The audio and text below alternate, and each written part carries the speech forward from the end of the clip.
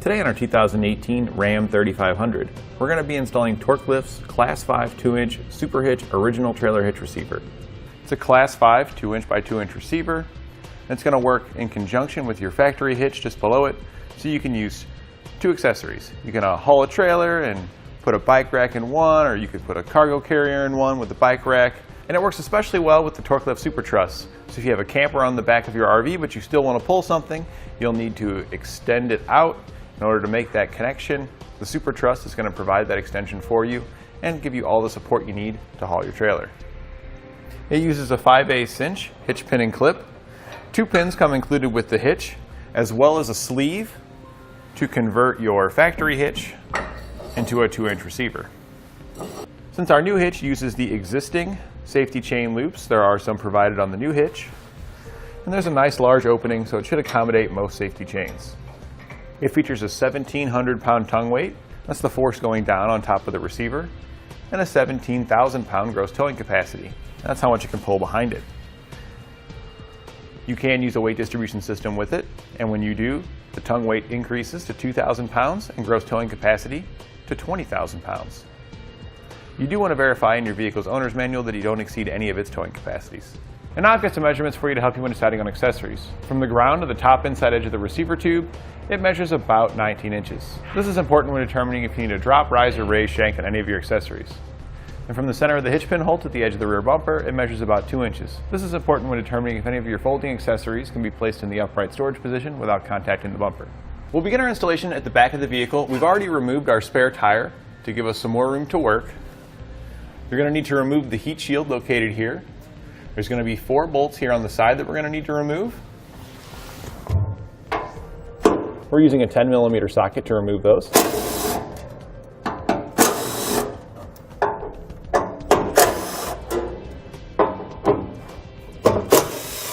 And now up on top, behind our shield, there's going to be 2 bolts located up here. We're going to use the same size socket to remove those. Now we'll take it down and set it aside. We'll take the longer bolts that come in our kit. We're going to put a star washer on it, followed by the longer spacer. We're going to thread that onto our fish wire.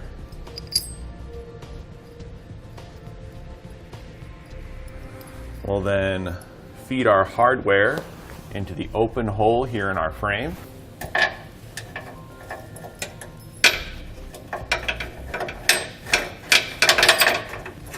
And then we're going to pull it back like that. Now we'll take our small side plate. We're going to slide that down the fish wire on that top hole until it goes into place there.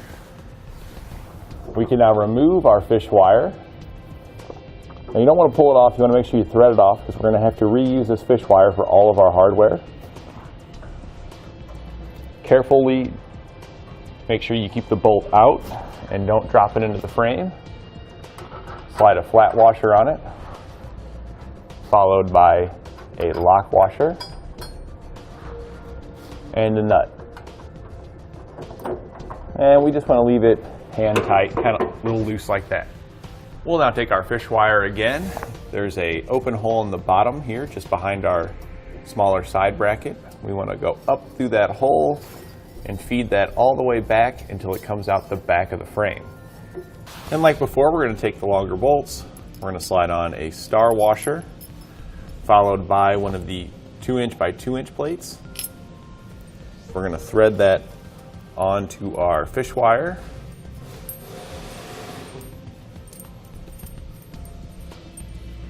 And then we're going to feed that into the frame.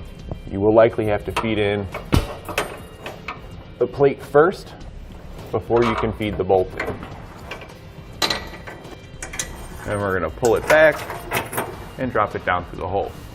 We can now take our coiled wire off. If you go rearward from the hole we just did, you'll find another opening in the frame. We're going to again use our fish wire to go through that hole. And just like we did in the hole that was forward of that, we're going to use the same size bolt, star washer, and plate. Thread it onto that. And we're going to pull it through in the exact same way.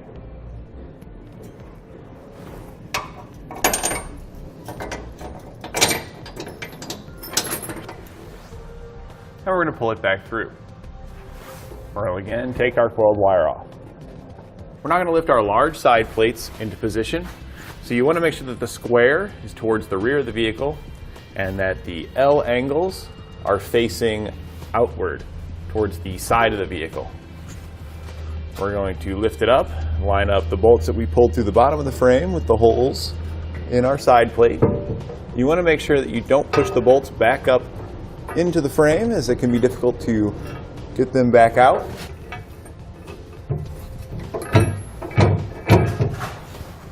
I'm just going to install a nut on there to help hold it up. This isn't the final hardware we're going to be using, but it's just going to make it easier to get it all installed. We're going to move on to the other bolts, and this time we're going to use all the hardware we need. So we're going to start with 2 flat washers, followed by a lock washer, and finally a nut. Now we can move back to our other bolt where we just have the nut on it, and we're going to put the exact same thing on there. 2 flat washers, lock washer, and then the nut. Now we'll install our side hardware. So we're going to take our plate here, and this is going to line up with that rear hole. We're going to slide same size bolts we've been using through the hole. We want to place a 2" by 2" plate on it. And now we need to feed that bolt through the side plate, smashing our spacer in between the two. And now we'll place 2 flat washers, a lock washer, and a nut on it.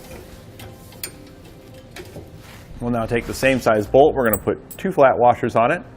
We're going to come from the outside of our side plate. We're going to go through the hole and come through our factory hitch here. We're going to place one of the shorter spacers on it, followed by a lock washer and a nut. We'll now repeat all the same procedures on the opposite side. Now with an extra set of hands, we're going to lift our center section in position. We want to line up the side of the center section tube, slide it through the square opening in your side plate. You're then going to slide a bolt through inside, going outward, followed by a lock washer and a nut. Once you've got one on each side, it'll hold itself in position, making it easier to install the rest of your hardware. We're now going to take the shorter bolts that come in the kit, place on one of the thicker Fender washers, followed by 2 flat washers.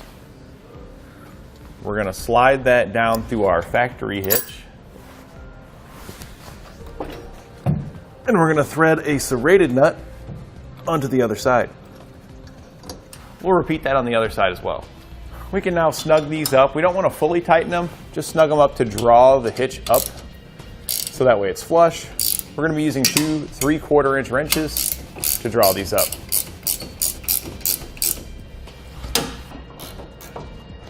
We can now tighten and torque all of our hardware. We're going to start with the cross tube bolts on each side.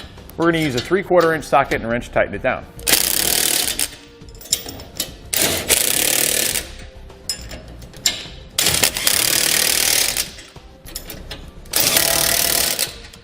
And then we'll torque it to the specifications found in our instructions. Now we'll tighten down our side plates to the frame. We're going to start at the rear bolts, and then we'll torque them.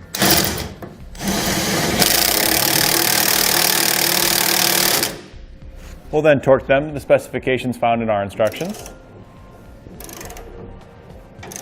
Now we'll tighten down our side plate hardware.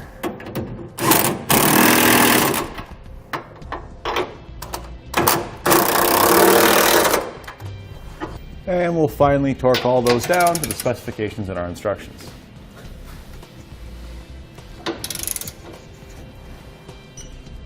And now if you want, you can reinstall your heat shield. You are going to have to trim here on the side, as the side plate here does cover up some of that mounting locations and it will be in the way. We're not going to be trimming ours today. And once you get your heat shield back in place, if you chose to, you can put your spare tire back up and you're all done. And that completes our installation of TorkLift's Class 5 2-inch SuperHitch original trailer hitch receiver on our 2018 Ram 3500.